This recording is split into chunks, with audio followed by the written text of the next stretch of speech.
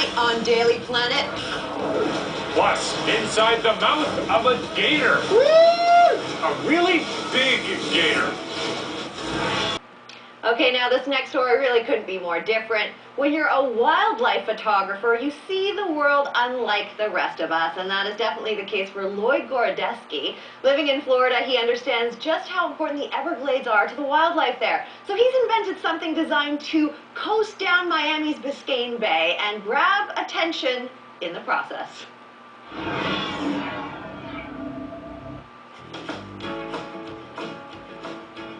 You might see an alligator head or two bobbing in the bays of Florida, but chances are you've never seen one this big. Well, see you later, alligator. Make way for Lloyd Goradesky's latest project, Gator in the Bay. Gator in the Bay is an art piece that represents the emergence and synchronicity between industry and nature. And for this Florida photographer, no other animal would do. An alligator is our iconic symbol of Florida, and I came up with the idea of promoting awareness for the Everglades, for our environment, by creating a large alligator. Already, 50% of their wetlands have dried up, and the Everglades are very important for Florida's ecosystem. Lloyd is hoping that this art piece will start an environmental revolution. He's doing this by using only recyclables to create his alligator. I wanted it to be using components that were recycled, reclaimed, junkyard, and used materials. I wanted people to see what could be done with materials that would normally be thrown away. And 7,500 square feet of material and hundreds of bolts and welding joints to keep it assembled. The skin is from a greenhouse or shade cloth for the roof of a greenhouse. The skin is made to look as realistic as possible. I put a heavy coat of paint, which is called Alligator Black. The eyes, as you can see, the outer frame is made from a spool that's cut in half. Teeth are made of housing material, the outer edge of a house trailer. So you can see we made the teeth have a little tartar on them. I wanted it to be environmentally conscious. Even the fuel used on the barge is biofuel. Today is about getting the gator from land into water. Every time you move the gator is very detailed. It takes 3 cranes, 2 land cranes, a marine crane, 2 flatbed trucks, a crew of over 20 people, and about 10 days worth of time. The move isn't so easy. Once we had the head assembled, we then had to disassemble it and cut it into pieces so we can transport it. Each piece rests on cement blocks in the back of a flatbed truck. Imagine following this on a highway. Once at the location, it's time to bring the head and barge together. A lot of dental work is going into that mouth. There's a crane, there's generators, there's all sorts of machinery on it. And I wanted those machines to be covered. I didn't want them to be hidden, I just wanted them to be covered. I wanted people to see that when you open the jaw of the mouth, that you actually see the machines and the equipment and industry with the emergence of nature. So the upper jaw of the alligator is made to fit on the boom of the crane, and that gives motion to the piece. The lower jaw is fixed, it's built into the barge. Just like a real alligator, the upper jaw moves, and the lower jaw stays stationary. With the jaws that big, the crane inside the mouth has to raise a whopping 13.5 metric tons of recycled steel. That's the equivalent of about 37 full-grown alligators. We are on the barge.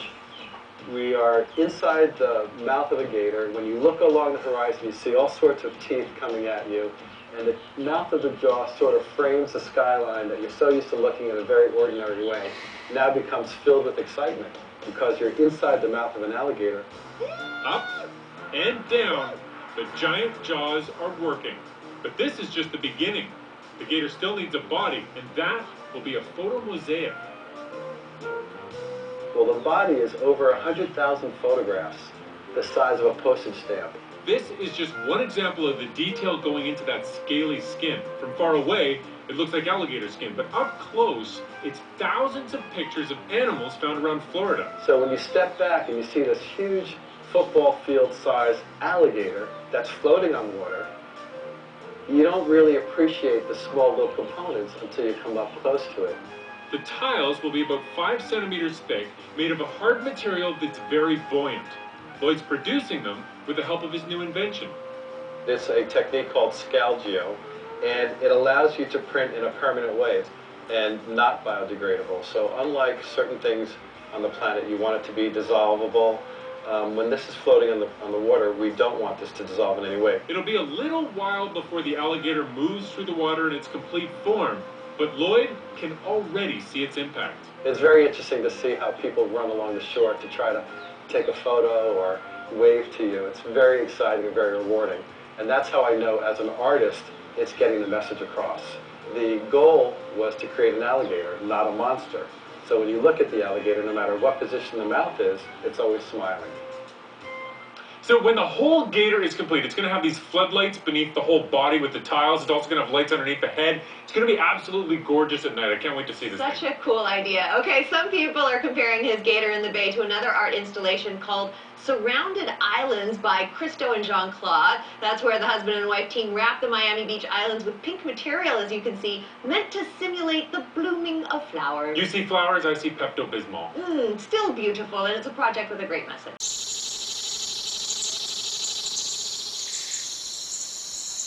Tonight on Daily Planet, this just in, 88-meter-long alligator on the loose in Miami.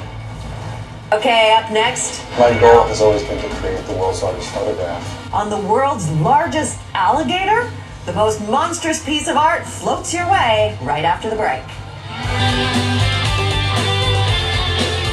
Right now, though, we have some breaking news from Miami Bay in Florida. A very large alligator has been found there. It is the length of a football field. Psych!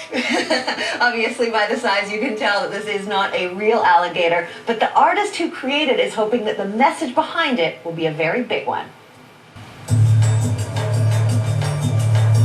My goal has always been to create the world's largest photograph. It's never been done before. It's very unique. Lloyd Goradesky's Gator in the Bay didn't just surface out of the swamp like its inspiration. I started with almost 5 million images in my library to create the photo mosaic. The entire Gator in the Bay is going to be 288 feet. There's about 3,000 to 3,300 images per tile. Altogether, it will create the illusion of an alligator when seen from afar. Exactly as you see here. There's 104 tiles that create the body. At any one time, the most I've ever seen is 2 or 3 together. So now I'm actually going to see all of them together.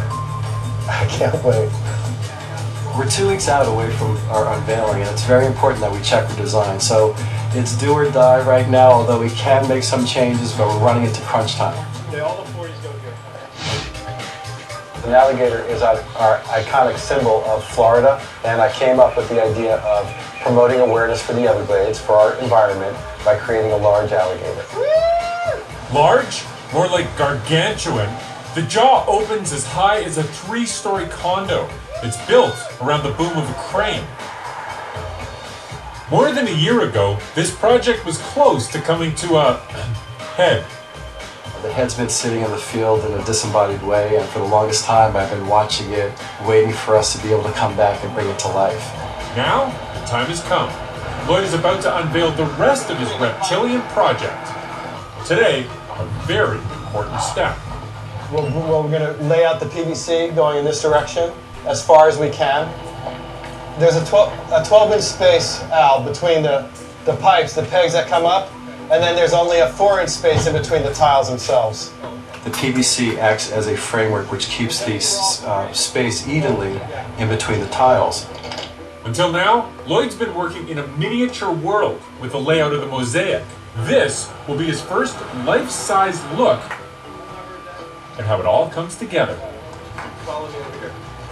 Floating our tiles is actually a unique medium that allows you to put art anywhere. The first one. So what we're looking at here is liquid cell foam that's poured at 8 inches and compressed to 2. When you take any kind of buoyant property and compress it, it becomes very dense and hard, and the flotation characteristics become very prevalent. Basically, the technology that would be used to create an airplane wing. Creating the medium was one thing. Creating the mosaic was an even bigger challenge. Creating something that is gigs and gigs of file size. What number is that? I was running into all kinds of logistical hassles and problems. The constraints of getting a program to evaluate my images was just basically impossible. It actually goes here, okay? But leave it here so we can walk, okay? I spoke with Andre, who is Andre Mosaic. I spoke with Apple, the people behind the scenes of Apple that do their programming. And they all said basically, you're on your own. So he had to do it by hand, all based on the overall color each image presents. When you reduce an image really small, you can see what the color mostly is, naturally. I take my library of images and I prepare the primary blues in one file and the primary reds in another and the greens, and then I start literally painting using those small thumbnails to represent colors of pixel. The layout of the design is almost done. We're 61 through 70. Do you see that here? Okay, that's the row that's missing. We print all the files in sequential order. An entire row was a misprint. It didn't clear inspection. Lloyd will not get to see the full design today, but what he does see is more than enough. Design is truly everything I thought it would be. It's very unique. It's something I didn't think I could do, and we've done it.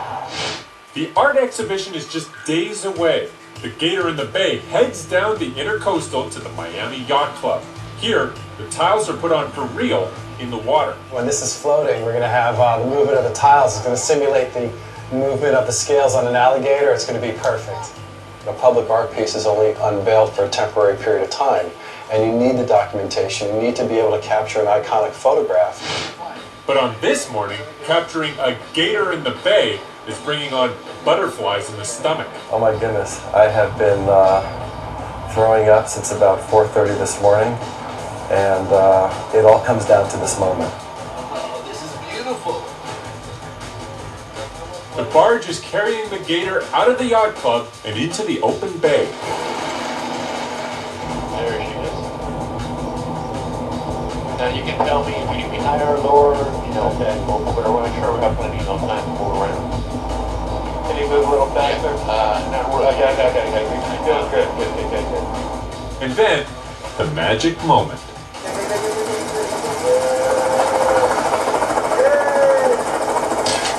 There's 4 years of planning to take an iconic photograph. This is truly a labor of love. The effort, the emotions, the money, the strength, the personal sacrifice and loss from not just me, but also the people around me. It was just huge. It is absolutely a special photograph, and we did it. The plan worked. Such a huge undertaking. Okay, let's check out some more.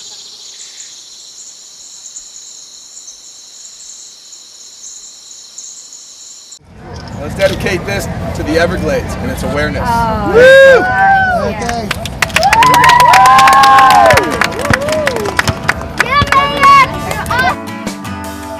Will find me here with broken wings. Can you see me?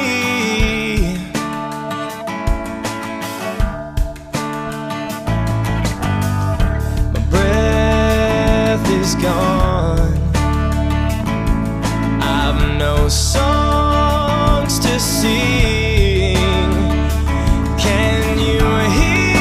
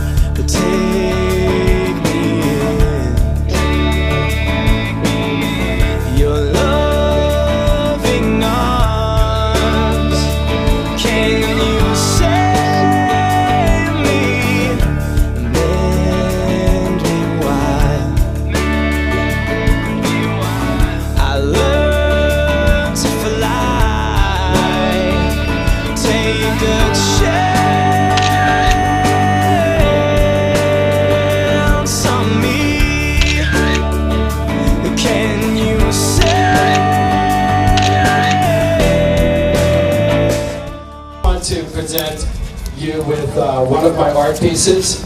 One of the reasons to create the art piece was to take an iconic photograph. So we're going to update Christo's version of Surrounded Islands, and that's very important because what he did as an artist, using the power of art to raise awareness, he was an outsider flying in over Miami and said, wow, look how beautiful. I wonder if these people really can appreciate what they have. And what we'll be doing tomorrow is taking an image that will show the cruise ships on the left, the cityscape on the back, the new construction, the Perez Art Museum, which is a very important organization that we have down here representing art and artists worldwide. And of course, Alligator today, the iconic symbol of Florida. It represents sports, it represents industry, it represents education, it represents our water, and it represents us. And Mayor Levine, thank you. Thank you, Lloyd. Thanks very much. Thank you all for being here. And I'm honored to be here to cut the ribbon. And let me tell you something. Going out there and being in the jaws of that gator and playing with those hydraulics was a lot of fun. I just wanted to go out there and ride that thing all over the bay, but I just figured that, you know, I probably shouldn't. We don't have lights on at night for it. But it's terrific. And Lloyd, you know, what you've done and what you've created is so special, so fabulous, because as you said, you've brought awareness to one of the greatest assets that we have in South Florida, which is the Everglades, the river of grass. A lot of what we have, and a lot of what we should be thankful for in South Florida has been provided by the Everglades.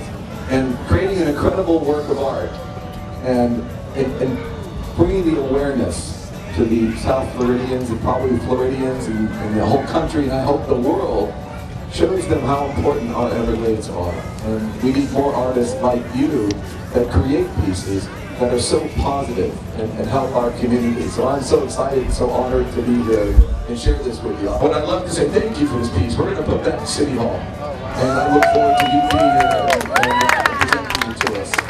So on behalf of myself and the city of Miami Beach, you're doing some great stuff. Thank you very much.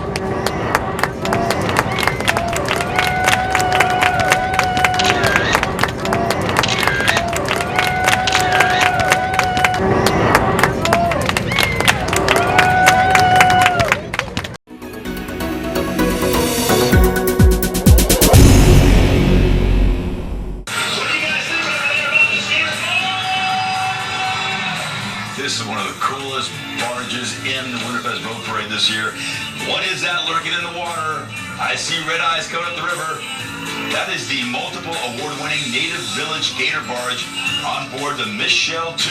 The Gator Boys are also on board doing their thing with their live alligators. So is David the Cobra Kid Weathers, who was the 2013 season opening act on America's Got Talent. I wouldn't try that at home, no way. Get your face chewed off by an alligator. The Gator Boys and David are known to hang out at the Native Village on the Seminole Reservation on State Road 7. B&M Erectors and Fonte Crane making this happen. Come on, man. Let's go to Hawaii. Okay. This is Come On.